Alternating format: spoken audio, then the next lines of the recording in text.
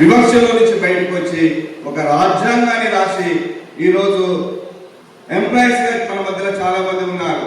వారు ఏమని చెప్పుకుంటారు, అంబేద్కర్ గారు రాష్ట్ర రాజ్యాంగాన్ని బట్టి ఈరోజు మేము మా తల్లిదండ్రులు అనుభవించినటువంటి వివక్ష నుంచి మేము బయటకు వచ్చి ఇవాళ ఉద్యోగం చేయగలుగుతున్నామని చెప్పగలుగుతున్నారు అన్నలాంటి వ్యక్తులు. కాబట్టి దయచేసి ఇక్కడికి చేరవచ్చిన కొంతమందే కావచ్చు, మీరైనా కూడా ఇప్పటికైనా ఇది ఆరంభమే. 76 సంవత్సరాల నుంచి అనుభవిస్తూ వచ్చినాం. ఇకనైనా మనం బయటకు తెలుసుకుందాం, మనకు ఉన్నటువంటి సంఖ్యలను తెచ్చుకొని ఇప్పటికైనా మనం పోరాటానికి ముందుకు రావాలనుకోవచ్చున్నాం. అదేవిధంగా మన మధ్య అన్న ఎంతగానో ప్రభావితం చేసి మాట్లాడినాడని నేను నమ్ముతున్నాను. మరి మీకు ఎంత ప్రభావితం చేయబడిందో నాకైతే తెలియదు. రెండో విషయం, ఇప్పటికే ఆలస్యమైంది.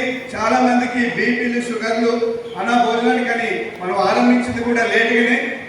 కారణం మందకృష్ణ గారు అన్నగారు నాకెళ్ళి దాకా వచ్చినారు. అన్న లంచ్ చేసి ఆ లంచ్ మేమే సిద్ధపరిచినాం. కానీ ఆ లంచ్ ని అన్నకు కాబట్టి లంచ్ తర్వాత మాట్లాడతారు.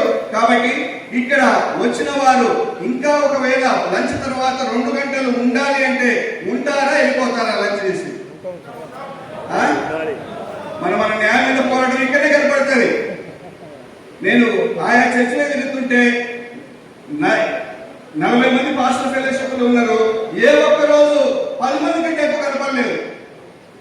మరి ఇన్ని మీటింగ్లు ఇన్ని ఉండి ఇన్ని చేస్తూ ఎవరికి సాధిస్తున్నారు? సరే మీ సంఘాలు చేయండి, కాదంటే కనీసం మాలాంటి వాళ్ళు చేస్తున్నటువంటి వాటికైనా మీరు సహకరించకపోతే రేపు ఎవరు మీకోసం కొట్లాడతారు?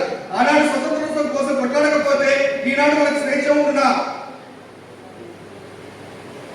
కాబట్టి పోరాటం మన కళ్ళ ముందు తెలంగాణ ఉద్యమం కూడా పోరాటంతో మనం సాధించుకున్నాం. మనమందరం కూడా చూస్తూ వచ్చినాం.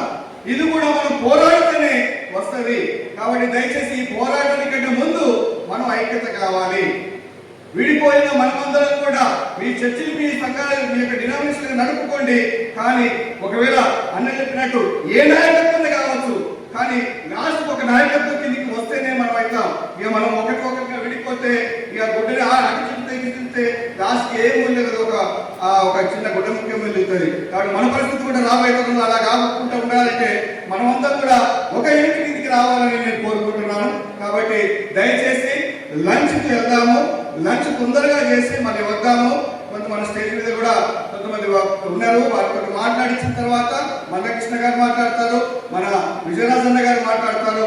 కాబట్టి మన మాటలు విని నిజంగా మనకు న్యాయం అయితేనే మన చర్చిలలో చేద్దాం అన్న కూడా చెప్తున్నాడు. మనం బైబిల్ చెప్తున్నాం, అదేవిధంగా రాజ్యాంగాన్ని కూడా చెప్పాలంటున్నాడు. కాబట్టి ఇంకా ఇలాంటి విషయాలు కూడా మనకు తెలుసుకోవడానికి అవకాశం ఉంటుంది. దయచేసి త్వరగా భోజనం చేసి వాళ్ళు రావాల్సిందిగా కోరుచున్నాం. అదేవిధంగా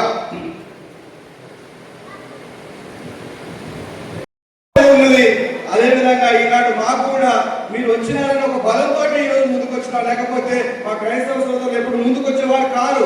మాకు ప్రార్థనని, దేవుడని, విశ్వాసం అని, నమ్మకం అని అక్కడే మాకు ఇవ్వాలి.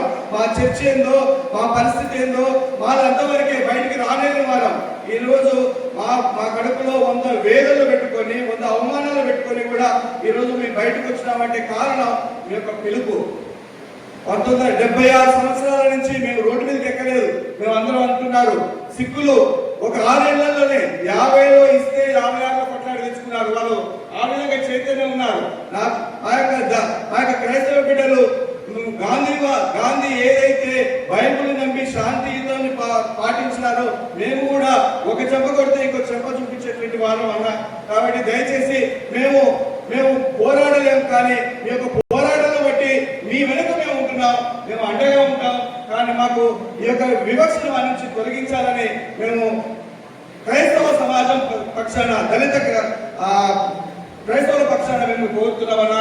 కాబట్టి మా యొక్క సందేహాలని వీటి నుంచి మాకు ఏ విధంగా మమ్మల్ని నడవాలనో, నడిపించాలనో, మేము ఏ విధంగా ముందుకు వెళ్ళాలో మీ యొక్క ఉద్యమం యొక్క రూపకల్పనలో మేము కూడా భాగస్వామ్యం అవుతాం, మేము కూడా సాధిస్తాం. కాబట్టి ఈ విధంగా అన్నగారు మాట్లాడక ముందు మనకు మాల మహానాడు నుంచి మంగళరాజన్న గారు మాట్లాడతారు. ఆ తర్వాత అన్నగారు మాట్లాడి క్లోజ్ చేస్తారు. మాలగ గారికి మరొకసారి మాట్లాడి